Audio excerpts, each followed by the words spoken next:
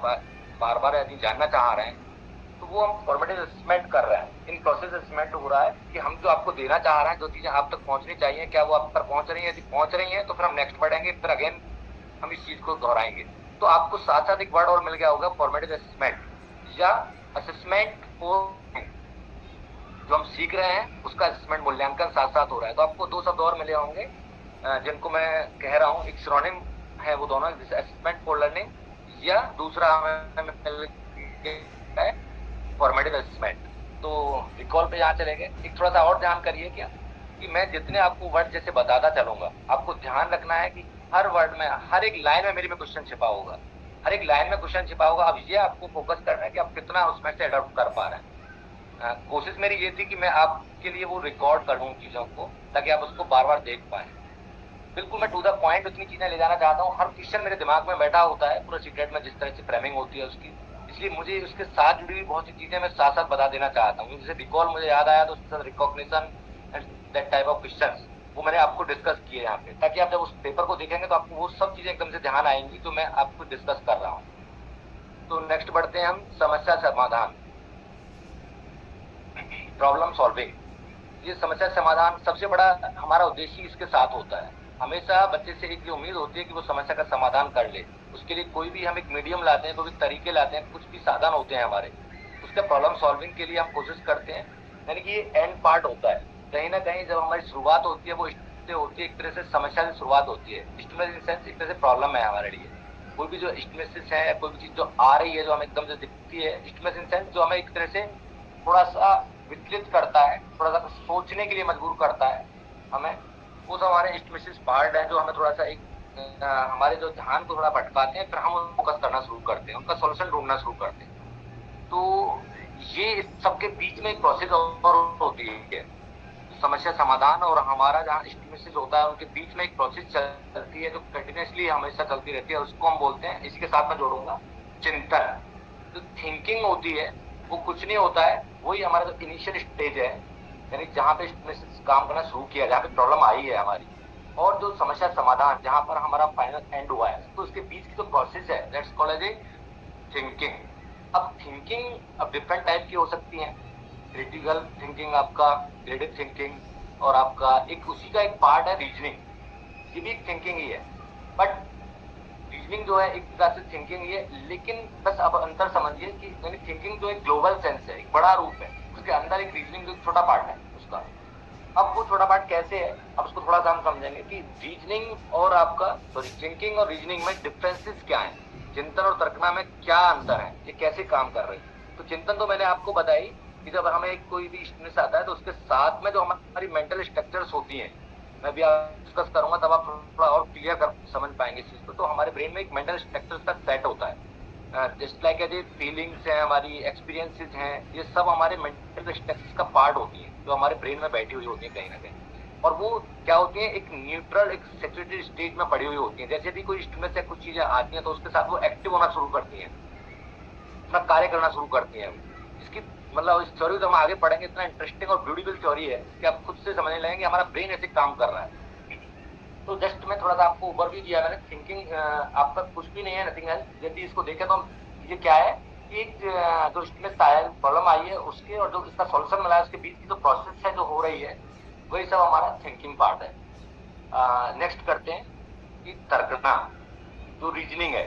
तो reasoning thinking ही है, but special type of thinking है जिसको हम कह सकते हैं, यानी कि उसके अंदर एक ही चीज होती है, क्रमबद्धता, सीक्वेंस होता है। यानी कि एक कार्य जब हुआ तो यानी किसी एक उद्देश्य तक या किसी समस्या के समाधान तक पहुंचने के लिए उसमें एक क्रमबद्धता जब हमारे चिंतन में आ जाती है, तो चिंतन की क्रमबद्धता जो है सॉल्यूशन तक पहुंचने के लिए, वही रीजनिंग पार्ट है। जैसे मान लीजिए मैं एग्जाम्पल लेता हूं, मैंने कल भी डिस्कस किया था कि अभी आप जहां बैठे हैं, मान लीजिए अपने अपने रूम्स में जहां भी, और अचानक से लाइट चली जाती है, सपोज दैट, तो आपका यानी थिंकिंग शुरू होगा एकदम से कि भाई क्या हुआ, ये कैसे गई लाइट। तो आपके कई आपके पास में मतलब फैक्टर्स आएंगे जिन पर आप टेस्टिंग शुरू कर देंगे। जैसे आपको लगेगा कि उस पर एमसी तो नहीं गिर गई है, तो वहां आपका ध्यान जाएगा। फिर सबसे पहले आप उसको टेस्टिंग में लेकर के आएंगे, देखेंगे जाकर के अच्छा एमसीयू तो नहीं गिरी है तो फिट है, फिर आप देखना चाहेंगे अच्छा कहाँ से फॉल्ट है, फिर दूसरा आप तार को किसी को देखना चाहेंगे अच्छा कि इस तार में भी नहीं है फॉल्ट, यहाँ पर भी। तो ऐसे धीरे धीरे हम क्या करते हैं यानी कि उसको ग्रेजुअली और सीक्वेंशियल फॉर्म में हम धीरे धीरे कहाँ चले जाते हैं, एक समस्या के समाधान की तरफ है, हमें पता लग जाता है कि यहाँ पर फॉल्ट है, ये प्रॉब्लम है। तो यहाँ पर हमने शुरुआत की थी अपनी, पहले बहुत से हमारे माइंड में वो आई, मतलब चीजें आई, थॉट्स आए कि ये हो सकता है, थिंकिंग हमारी शुरू हुई। लेकिन जब उसकी क्रमबद्धता धीरे धीरे उसके जो सोपान है, जो स्टेप्स है, वो क्लियर होने शुरू हुए, हमने एक एक को टेस्टिंग पर लाना शुरू किया। हाँ ये नहीं है, एमसीबी नहीं है, ये पार्ट नहीं है, ये पार्ट नहीं है, और धीरे धीरे धीरे धीरे हम अपनी समस्या के समाधान की तरफ बढ़ गए। तो जो सीक्वेंस है, जो ऑर्डरिंग है उसकी, जो क्रमबद्धता है चिंतन में, वही केवल क्या होती है, तर्कना होती है, रीजनिंग होती है हमारी, यानी हम तर्क करते हुए या उनको थिंक करते हुए वहां पर समस्या के समाधान पर पहुंच जाते हैं। तो ये सब जो है, ये सब क्या है, मेंटल ऑपरेशन है, हमारी मानसिक प्रक्रियाएं हैं जो हमारे ब्रेन में हमेशा चलती रहती है। तो यही सब क्या है, इन्हीं सब का जो ये प्रक्रिया जो चल रही है, मेंटल स्ट्रक्चर जितनी भी है सब हमारे जो हमारे ब्रेन में सब काम कर रहे हैं, इन्हीं को क्या बोला गया है, कॉग्निशन पार्ट दिया है। ये जो प्रक्रिया जिनमें ये सब शामिल होती है, ये सारी प्रक्रिया शामिल होती है। अब सोच के देखिए कॉग्निशन कितना बड़ा फैक्टर है, इतना छोटा फैक्टर नहीं है कॉग्निशन कि उसको देखने से बस ऐसा लग रहा है कि भाई कॉग्निशन के अंदर पूरी दुनिया समाती है, इसमें पूरा संवेदन, प्रत्यक्षण, विद्यमान, धारणा, प्रत्याह्वान, समस्या समाधान, चिंतन, तर्कणा। और जब हमने इस पे डिस्कस किया तो इस पे आप सोच के देखिए कितने फैक्टर्स के अंदर घुस गए सारे के सारे। तो कॉग्निशन एक अपने आप में बहुत बड़ी एक इन्फॉर्मेशन हो जाती है, लेकिन अब इसका सिंपल फॉर्मेशन हम करने की कोशिश करेंगे हम लोग। जनरली होता क्या है, इसको डिफाइन किया है फिर आगे कुछ लोगों ने तो संज्ञान को और दूसरे से डिफाइन करने की कोशिश करी है, उसने सिंपल फॉर्म में कि संवेदी सूचनाएं, सेंसरी इंफॉर्मेशन को ग्रहण करके उसका रूपांतरण, उसका विस्तरण, उसका संग्रहण और उसका पुनर्लाभ तथा उसका समुचित प्रयोग करने से होता है। यानी उन्होंने कुछ नहीं कहा, उन्होंने सिंपल वही चीजें कही, यानी जो सेंसरी इंफॉर्मेशन है जो हमारे केवल हमारी बॉडी से, त्वचा से, ज्ञान से, कान से, नाक से, आंख से, हमारी सेंसरी ऑर्गेन्स जो है, जो सेंसरी इंफॉर्मेशन ले रहे हैं उनको, वहीं से शुरुआत होती है। जब उन इंफॉर्मेशन को लेना शुरू करेंगे, इमेजिनेशन भी बनेगी, रिटेंशन भी होगा, रिकॉलिंग भी होगी, प्रॉब्लम सॉल्विंग शुरू हो जाएगी, थिंकिंग शुरू हो जाएगी, रीजनिंग शुरू हो जाएगी। ये सब बीच में एक तरह से ट्रांसफॉर्मेशन भी होगा, हमारे पास इतने आइडिया होंगे सब चीजों पे, रिकॉलिंग, ये सब चीजें आइडियाज मिलने शुरू होंगे, ट्रांसफॉर्मेशन पार्ट आएगा उसमें, बीच में ही बदलना शुरू होंगे, मतलब थॉट्स हमारे मिलना शुरू होंगे एक दूसरे के साथ। फिर उनका एलोबेशन होगा, उनमें कुछ चीजें जोड़ेंगे हम, कुछ चीजें घटाएंगे इस तरह से। उसके बाद स्टोरेज फॉर्म में जाएगा। क्यों स्टोरेज फॉर्म में जाना इसलिए जरूरी है क्योंकि उसकी हम रिकवरी हमें लेनी होगी, दोबारा से हमें कभी जरूरत पड़ेगी तो कहाँ से लेकर के आएंगे उस चीज, तो वो हमारा एक स्टोरेज पार्ट होगा। एंड अगेन उसको हम रिकवरी में लेकर के आएंगे ताकि अन्य नई प्रॉब्लम जैसे जैसे हमारे सामने आएंगी।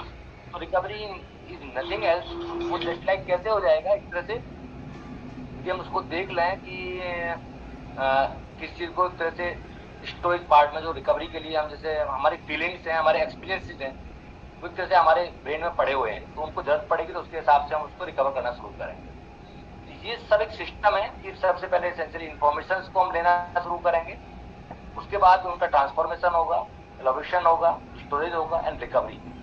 ये पूरी प्रोसेस जो है यही कॉग्निशन पार्ट है। तो अब ये सोचना शुरू करते हैं हम लोग, तो इसका मतलब यदि जनरली हम देखें तो कॉग्निटिव डेवलपमेंट का मतलब क्या होगा, इसका मतलब इन्हीं का विकास करना है, हमें इन सब चीजों का विकास करना है, यानी थिंकिंग को बढ़ाना है, डिटेक्शन बढ़ाना है, बुद्धिमान का, धारणा, प्रत्याह्वान, समस्या समाधान को तेज करना है, तर्कणा, ये सब चीजों को कहीं ना कहीं या उसकी सेंसरी इंफॉर्मेशन को प्रॉपर जो वो गेट कर पाए उनके लिए काम करना है।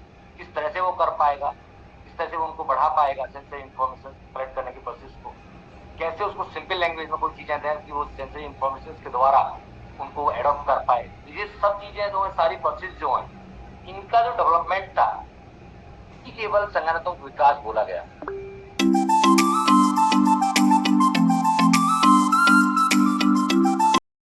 जो सिंपली हम कहा आए सब चीजों को देख करके, बालकों में किसी संवेदी सूचना को ग्रहण करके उस पर चिंतन करने और क्रमिक रूप से उसे इस लायक बना देने से इसका प्रयोग विभिन्न परिस्थितियों में करके भी तरह तरह की समस्याओं का समाधान आसानी से कर सकते हैं। जनरली इसका ओवरऑल सार तो यही था, कॉग्निशन जो कॉग्निटिव डेवलपमेंट का जो था, यानी उसको ऐसा बना देना बच्चे को कि वो जो सेंसरी इंफॉर्मेशन को लेगा उन पर चिंतन करेगा रीजनिंग टाइप में, और उसको इस योग बनाएगा कि वो जहां तक वो अपनी सारी समस्याएं जो स्टूडेंट जो आ रहे हैं उसको उनके सबके वो सॉल्यूशन देना शुरू कर दे। बस सब में वही हो रहा है, पीछे भी वही हो रहा है। सबको भी इसका ओवरऑल देखें हम तो सेंसरी इन्फॉर्मेशन से इन्फॉर्मेशन सारी ट्रांसफॉर्मेशन हो रहा है, एलोकेशन हो रहा है, स्टोरेज हो रहा है, रिकवरी हो रहा है, सॉल्यूशन हो रहा है, काम वही हो रहा है। सबको यदि जोड़ के देखा जाए तो इन शॉर्ट यदि हम कहते हैं सब चीज को इतनी आसानी से हम इसको कहने की कोशिश करेंगे, अब इसको जबकि है डिफरेंस चीजें, तो स्पष्ट रूप से हम देखेंगे तो इस ढंग का विकास बालकों में होने वाले बौद्धिक विकास यानी इंटेलेक्चुअल डेवलपमेंट से संबंधित हो गया ना एक तरह से देखा जाए तो, यानी कंप्लीटली देखें हम उसको तो बुद्धि का जो विकास है, इंटेलेक्चुअल डेवलपमेंट जो है, कहीं ना कहीं उसकी तरफ इशारा कर रहा है ये पूरा कॉग्निटिव डेवलपमेंट। यानी कहीं ना कहीं हम यदि इसको देखें तो ये बौद्धिक विकास की तरफ केवल इशारा कर रहा है कि हम यानी बच्चे की जो बुद्धि है, आईक्यू है, इंटेलिजेंस है उसकी, उसको कैसे बढ़ा सकते हैं। अब जब ये इसकी तरफ इशारा करेगा तो ऑब्वियस सी बात है टीचर के लिए सबसे इंपॉर्टेंट पार्ट भी ये होने वाला है, क्योंकि हमारा काम भी कहाँ होने वाला है, हम हमेशा हम काम कहाँ करने वाले हैं, उसके बौद्धिक विकास पे ही काम करने वाले हैं कि उसकी कैसे उसको सारे उसकी सेंसरी ऑर्गन सब चीजें उसकी प्रॉपर काम करें, वो अच्छे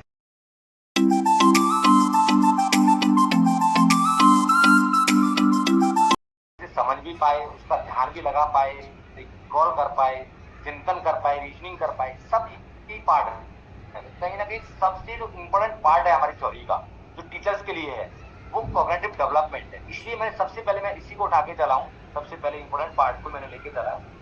और ओवरऑल यदि मैं कहूँ तो यदि सारी चारों थ्योरियों में सबसे कोई टफ थ्योरी है तो वो केवल प्याजे की थ्योरी है, कॉग्निटिव डेवलपमेंट, और मैं टफ से ही लेकर आपको आगे चला हूँ, ना कि इजी से लेके चल रहा हूँ, क्योंकि इसकी जो इसमें इतनी ज्यादा टर्मिनोलॉजी है, इसमें इतने ज्यादा वोकैबुलरी, इतने ज्यादा डिफरेंट टाइप्स वर्ड हैं, जो यदि आपको एक बार जहां पर मैं इनको क्लियर कर पाया तो फिर सारी थ्योरी कुछ भी नहीं है इसके आगे। केवल उस जब प्याजे की थ्योरी जहां से शुरुआत होती है वहां केवल कंपेरिजन हो रहा है उनका, उनकी केवल तुलना भर होगी, क्योंकि जब ब्रूनर आए थे तो ब्रूनर का तो हमारे कोर्स में भी नहीं है, उन्होंने बहुत ज्यादा काम नहीं किया। उसके बाद जब वाइगोट्स के आए तो वाइगोट्स की तो हम प्याजे के साथ में क्या करने वाले हैं, डिस्कशन करने वाले हैं, यानी उसको सुनने वाले हैं, उसकी तुलना करने वाले हैं कैसे काम किया था।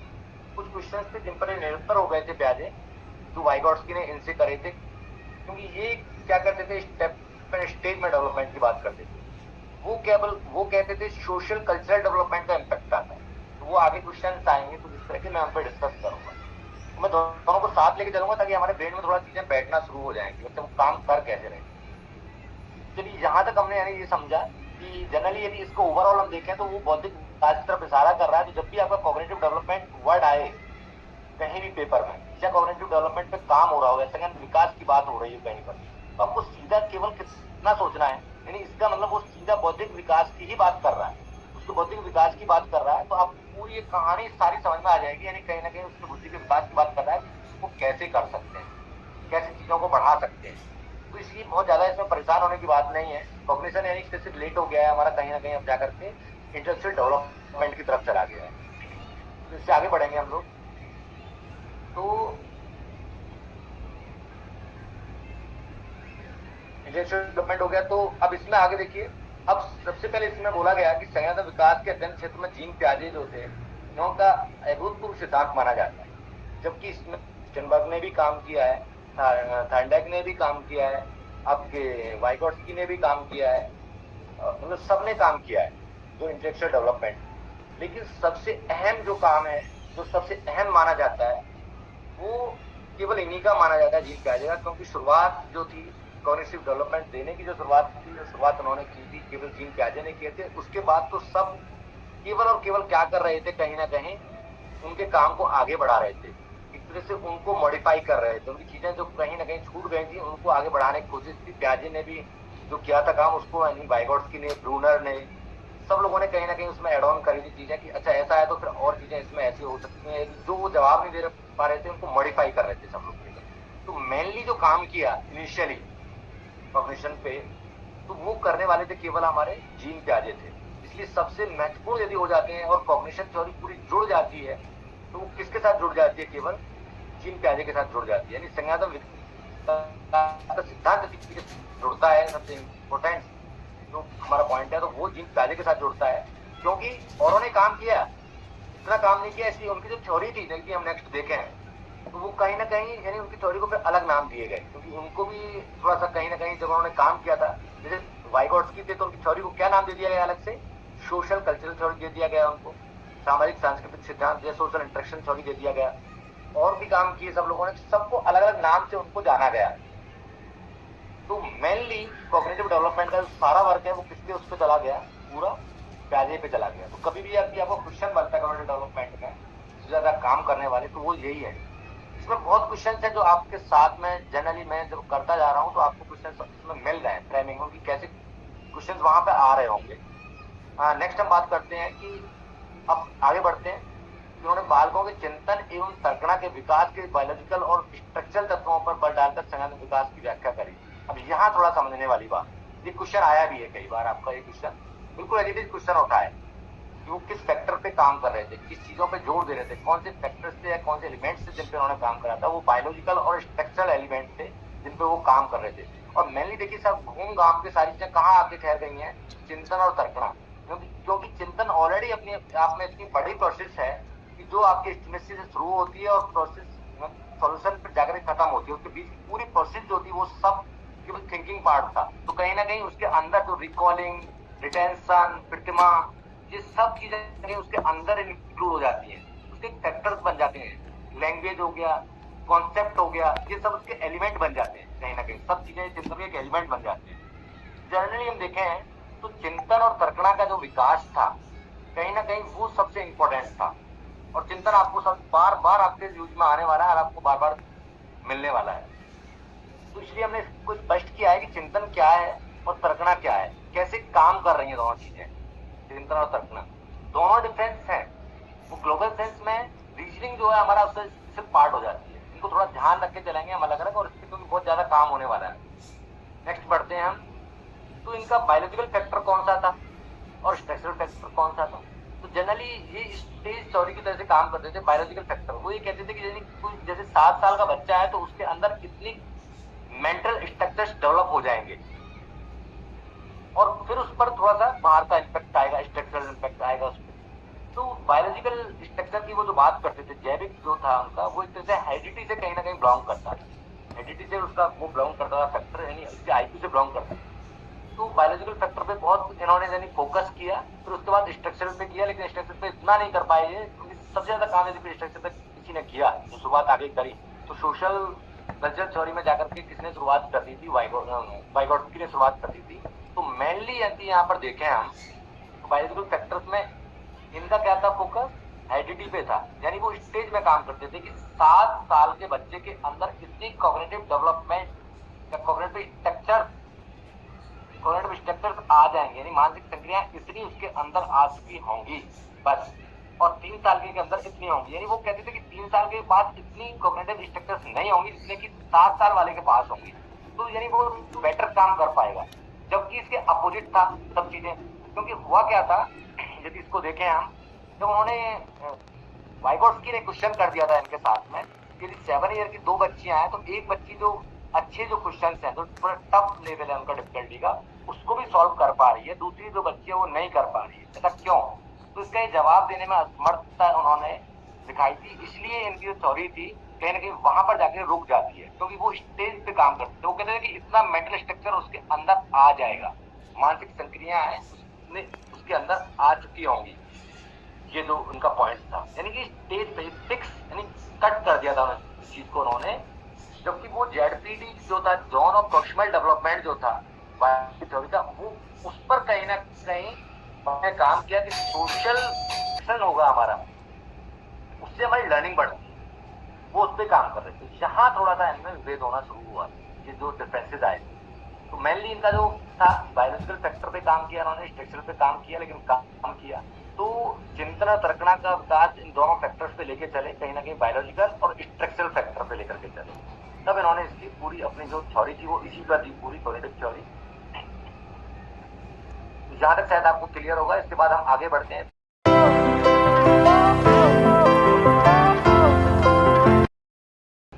अब हम इसकी पूरी थ्योरी को समझने के लिए हमें उसके जो कुछ कॉन्सेप्ट है उनको समझना बहुत जरूरी होगा। यदि हम इनको नहीं समझ पाते हैं तो उसकी थ्योरी को हम समझ ही नहीं पाएंगे। और यदि कुछ टेक्नोलॉजी है जो इनिशियली टेक्नोलॉजी है, यदि उसको हमने समझ लिया तो मुझे लगता है उसकी थ्योरी को समझना बहुत आसान है हम लोगों के लिए। अब वो शुरुआत कहाँ से होती है इसको थोड़ा समझने की कोशिश करते हैं। तो जो अब ये चीजें तो सब बेकार है, हमारे काम की नहीं है कि वो स्विस साइकोलॉजिस्ट थे, जूलॉजी से थे, एक्सेट्रा। यदि ये कहीं फोकस हो सकती है, काम आ सकती है, तो वो है हमारा जैसे टेट का एग्जाम है, क्योंकि वो बेस्ड ऑन फैक्ट होता है। वहां वो पूछ सकता है कि जो प्याजे जो थे किस प्रशिक्षण या किस सब्जेक्ट के साथ में जुड़े हुए थे, तो वहां क्वेश्चन सीधा पूछ सकता है प्राणी विज्ञान से यानी जूलॉजी से जुड़े हुए थे। बट हमारे काम का नहीं है, हमारे काम केवल अंडरस्टैंडिंग बेस्ड क्वेश्चन होते हैं, सीटेट में ऐसा कुछ नहीं होता है। इसलिए मैंने कहा कि सीटेट इजी है टेट की अपेक्षा। तो ये इसलिए हमें ऐसी चीजों को नकार देंगे हम कि जो 1922-23 में और इसके बाद जितनी पुस्तकें हुई ये सब फैक्चुअल क्वेश्चन होते हैं। फैक्चुअल क्वेश्चन का हमारे लिए कोई महत्व नहीं है, उनको हम देख के भी नहीं चलेंगे। तो आगे हम पढ़ते हैं। तो प्याजे जो कह रहा था, यहाँ एक बहुत ही अच्छा कॉन्सेप्ट आने वाला है, थोड़ा उसको गौर करेंगे हम लोग। प्याजे के अनुसार बालकों में वास्तविकता के स्वरूप के बारे में चिंतन करने और उसे खोजने की शक्ति न तो सिर्फ बालकों के परिपक्वता स्तर पर और न सिर्फ उनके अनुभव पर निर्भर करता है, बल्कि दोनों की अंत क्रिया द्वारा निर्धारित होती है। ये इतनी छोटी सी लाइन है, लेकिन इससे कितने क्वेश्चन बन सकते हैं जिसका जवाब नहीं। कम से कम 5 से 7 क्वेश्चन तो मैंने अब तक मैं देख चुका हूँ इसके बेस पर जो क्वेश्चन है, ये इतनी सी लाइन के ऊपर है। 5 से 7 क्वेश्चन आपके पेपर्स में मैं देख चुका हूँ इसके बेस्ड है। और इसमें है क्या, वो कहना क्या चाह रहे हैं सिंपली, बालकों वास्तविकता के स्वरूप के बारे में चिंता। ये इतनी छोटी सी लाइन में बहुत कुछ छिपा हुआ। वास्तविकता इन सेंस, वास्तविकता से उनका मतलब क्या है? उनका मतलब सिंपली है यानी ऑब्जेक्टिविटी के बारे में चिंता। ऑब्जेक्टिविटी यानी वास्तविकता, या इसको मैं डिसेंटरिंग की शब्द यूज कर सकता हूं जो आगे आएगा, यानी कि विकेंद्रण। यानी वास्तविकता के स्वरूप के बारे में, यानी इतना ऑब्जेक्टिविटी है उसके अंदर। जो एग्जैक्ट है ना, उसके अंदर सब्जेक्टिविटी नहीं है। जो एग्जैक्ट है केवल उसकी तरफ इशारा करता है, वो ना स्वयं के लिए सोचता है ना दूसरे की तरफ से सोचता है। जो जो सही है केवल उस तरफ सोचता है। जो वास्तविकता है उस पर जो चिंतन है उसका, उस पर वो फोकस करता है। तो बालकों में जो वास्तविकता के स्वरूप के बारे में चिंतन करने की, अदरवाइज क्या होता है, जो बच्चा छोटा होता है तो उसमें वास्तविकता के स्वरूप का चिंतन नहीं होता, वो इकोसेंट्रिक होता है, आत्म केंद्रित होता है। उस समय उसके अंदर वास्तविकता जन्म नहीं लेती है। और हम तो ऐसे होते हैं हम लोग कि बड़े होने पर भी हमारे अंदर क्लेवर सर ये ऐसे फैक्टर्स होते हैं कि आज भी हम अपने आप को वास्तविकता से बहुत दूर रखते हैं। यानी कहीं ना कहीं यदि मैं कहूँ तो कॉलबर्न ने तो यहाँ तक कह दिया है कि हम इतने बड़े होने पर भी हम प्री कन्वेंशनल स्टेज में कहीं ना कहीं काम कर रहे होते हैं। हमारी थ्योरी डेवलप ही नहीं हुई, हम इतने डेवलप ही नहीं होते। प्री कन्वेंशनल स्टेज में कहीं ना कहीं हम काम कर रहे हैं आज की डेट में भी देखा जाए तो। उनका यही कहना था। लेकिन अभी तो हम डीप में नहीं जाएंगे उस चीज में, क्योंकि कॉलम की थ्योरी जब हम डिस्कस करेंगे उसका डिलेमा, जब वहां पर उसकी बात करेंगे। तो यहाँ पर क्या था, यहाँ पर वो केवल इतना कहना चाह रहे थे कि वास्तविक का जो रियलिटी जो थी ना, जो क्या है वास्तविकता, उसको पहचानना, उसके बारे में चिंतन करना, मनन करना और उसको रियलिटी में खोज के लाना कि रियलिटी है क्या। तो उस पर उन्होंने काम करने की कोशिश करी। लेकिन वो कैसे, उन्होंने कहा कि इसके लिए 2 चीजें हमें कहीं ना कहीं फैक्टर हैं जो उसको प्रभावित कर रहा है या उसमें जो काम कर रहा है। एक तो उसका मैच्योरेशन लेवल और एक उसका अनुभव। यानी ना तो हम केवल मैच्योरेशन लेवल को ले सकते हैं कि केवल इसकी वजह से ऐसा हो रहा होगा, वास्तविकता का चिंतन होना शुरू हो जाएगा, और ना केवल अनुभव। तो जैसे कहा जाता है ना कभी कभी कि बहुत हम बड़े भी हो गए, सब कुछ हो गए, मैच्योर हो गए वैसे, लेकिन हमारे पास अनुभव नहीं है, पास वास्तविकता को पहचानने की क्षमता नहीं है। हम केवल वैसे मैच्योर हो गए, बड़े हो गए, सब चीज हो गई हमारे पास, क्योंकि हमारे पास अनुभव नहीं है। और कुछ ऐसे होते हैं लोग जिनके पास अनुभव है, सब चीजें हैं, लेकिन मैच्योर नहीं होते हैं, यानी उनका बचपना कहीं ना कहीं जाता ही नहीं है। तो इन पे कहावतें भी हैं बहुत सी, मैं इतना तो कहावतों को डिस्कस नहीं करूंगा यहाँ पे। यानी सिंपल शब्दों में यदि हम कहें तो कभी कभी हमारे पास अनुभव बहुत होते हैं, लेकिन हमारा वो बचपना, हमारे मैच्योरेशन लेवल हम तक पहुंचता ही नहीं है, हम उतने मैच्योर हो ही नहीं पाते। हमारे पास IQ बहुत होता है, बहुत स्टैंडर्ड होता है, हमारे पास एक्सपीरियंसेस बहुत होते हैं, बट नॉट मैच्योरेशन लेवल। और हमारे पास किसी के पास मैच्योरेशन लेवल बहुत स्ट्रांग होता है, लेकिन उसके बाद इतने एक्सपीरियंसेस और अनुभव नहीं होते हैं उस लेवल के। तो कहीं ना कहीं यदि हम तो वास्तविकता को प्रॉपर तरीके से समझने के लिए हमारे पास दोनों चीजों का होना बहुत जरूरी होता है। दोनों के साथ इंट्यूशन होना, दोनों की अंतक्रिया होना, उनसे कहीं ना कहीं हम उस वास्तविकता के स्वरूप को पहचान पाएंगे। क्योंकि ना तो हम केवल अनुभवों से उस वास्तविकता स्वरूप को पहचान सकते हैं, ना केवल हम मैच्योरेशन लेवल से पहचान सकते हैं। तो दोनों का होना बहुत जरूरी है हमारे लिए। यानी क्लियरली यदि मैं कहूँ तो उनका यही कहना था कि मैच्योरेशन भी काम नहीं करेगा और ना आपका केवल अनुभव काम करेगा, दोनों थ्योरियों का जो एक अंतक्रिया है कहीं ना कहीं वो काम करेगी, दोनों को मिलाकर जब हम चलेंगे। तो इसलिए इनकी थ्योरी को जो नाम दिया गया अंतक्रियावादी विचारधारा भी बोला गया।